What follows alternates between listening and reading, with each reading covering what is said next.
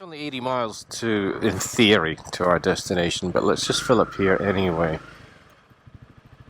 Because I don't think there's going to be many fuel stops between here and the north coast of Washington. Right, let's put the... let's go with the good stuff today. For once the nozzle actually fits in the tank, unlike the Californian nozzles. This town suffered, you know. It's also famous for being the birthplace of Kurt Cobain, and they have a theatre here in his honour. And there's an old retro Shell station, which last time I was here had two old MG cars in it. See the beautiful old architecture, but a lot of it abandoned. Interesting place, not your obvious tourist destination, but I do like the place. It has this kind of rugged beauty about it. It's exactly where it's meant to be in this part of the world, where life isn't always so easy, but it is sometimes pretty. There's this beautiful bridge over here. I haven't figured out quite why it is the way it is, but on the left here. There's the old rail bridge. I'm not sure that's in use anymore, and the abandoned seafood market. This is not the way I want to go. I want to go this way, around to Port Angeles, this way. So we're going to have to pick a destination along the beach. Kalaloch. Okay, I don't think it's going to let me go to the ocean, but road, yep, fine. Go. Set as new. Felt like we were leaving town in the wrong direction, and I was right. So we are going this way. Got it. So this is west, that's north. That's what felt weird about leaving town the same way we came in. Not putting the heated grips on yet, saving it for a special occasion. What a beautiful sight. Faded just the right amount. Gateway to the Olympics.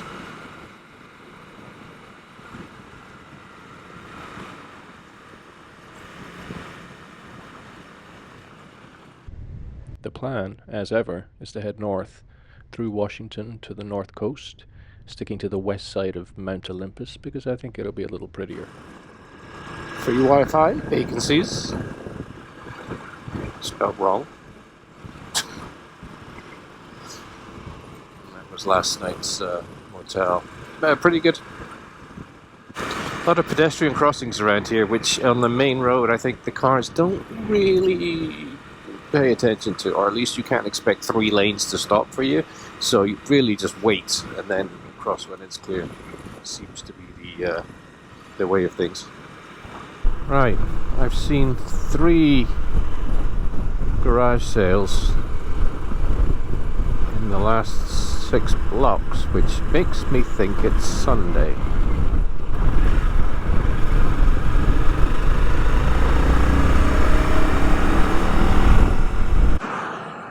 Not looking great. Alright, where's this taking us? Okay, so it's trying to take us the 101 inland, and then I told it to take us to the beach. And then we're going to try and stay with the coast after that as much as we can, then we will be forced back at some point. But first step, get a scarf around my neck and then cinch up the arms of this jacket to try and keep some warmth in it. There's a mountain, a big one, somewhere over there. But we can't even see it right now. Right, I have given up on listening to the GPS, and we've taken a turn for the coast.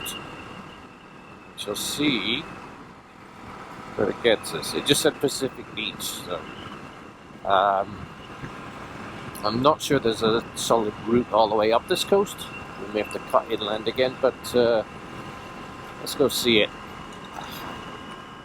And I don't think it's going to be any warmer over there than it is a few miles inland. I think we're going to have to put on the other gloves and maybe an extra layer.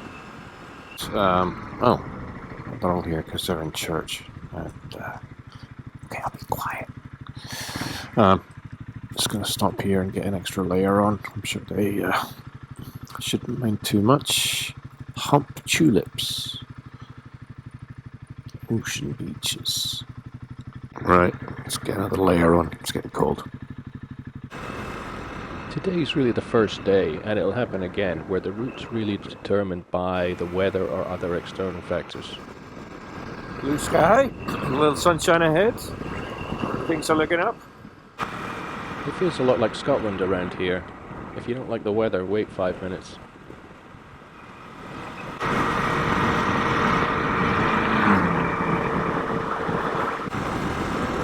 The trees have suddenly got a lot larger.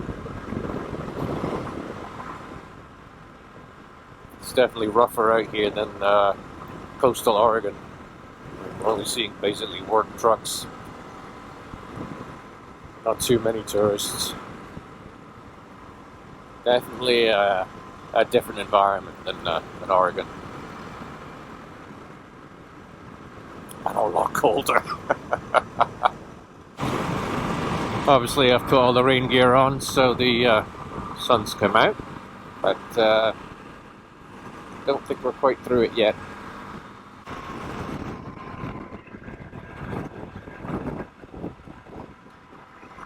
Right, the beach is on our left, and I think we'll find the next access point and go take a look.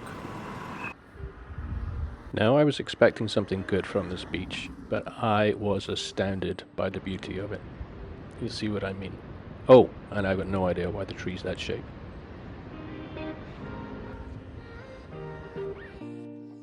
Now, I've seen the beach at Tofino, and I was expecting something similar, but not this massive tree graveyard. You could argue that the place is peaceful and serene, or it's menacing and angry. Kind of switches between the two. I find myself wondering how many people have proposed on this beach. The whole time I was there, I only saw 3 people within maybe a mile.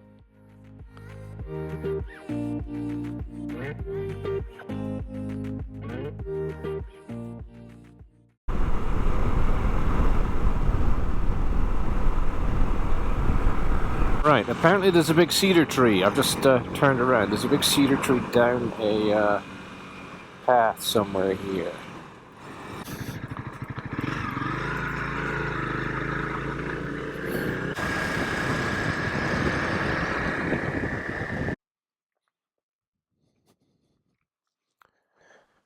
I guess it was in one piece at some point.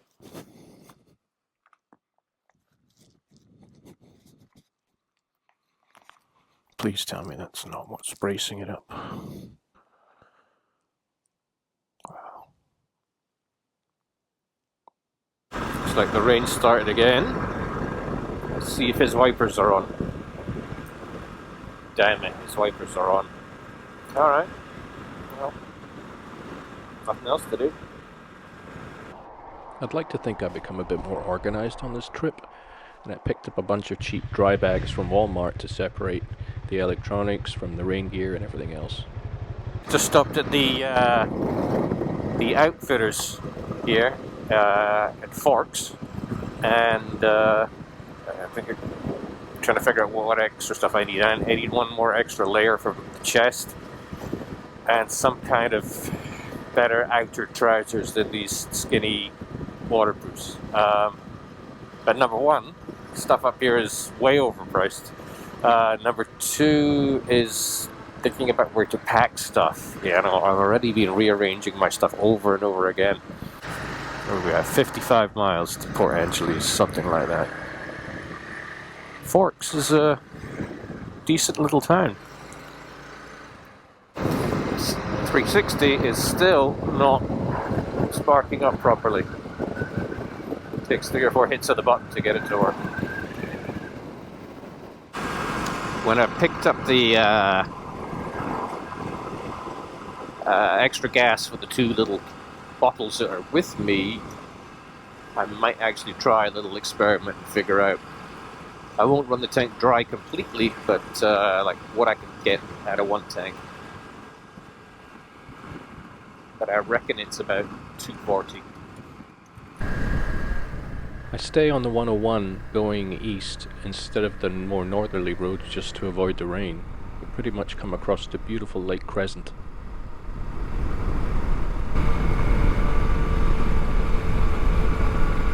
And they don't call this a rainforest for nothing, I suppose. I mean, just look at the level of greenery, the number of trees. Clouds just above us. I do like this little town.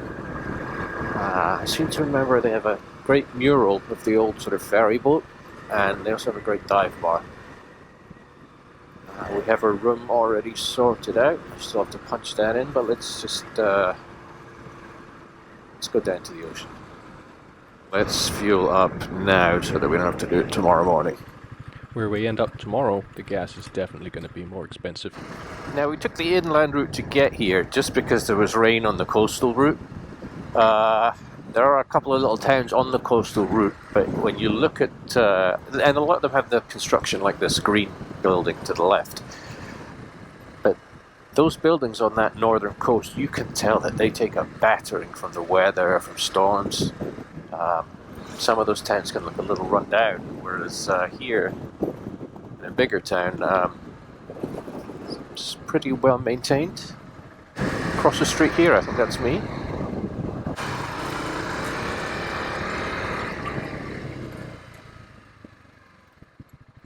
After dropping off the bike, it's time to wander down the hill to the main street of Port Angeles.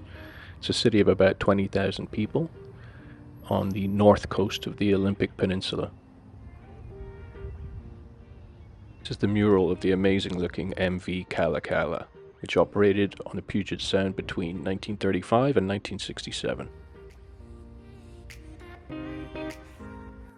I make a new friend, find another abandoned motel, check out the wharf building, find a unique parking space, and possibly the most Pacific Northwest car. And then I find a steak smothered in blue cheese butter, which sounds perfect after a day in the rain. And this is a taster for where we're going next.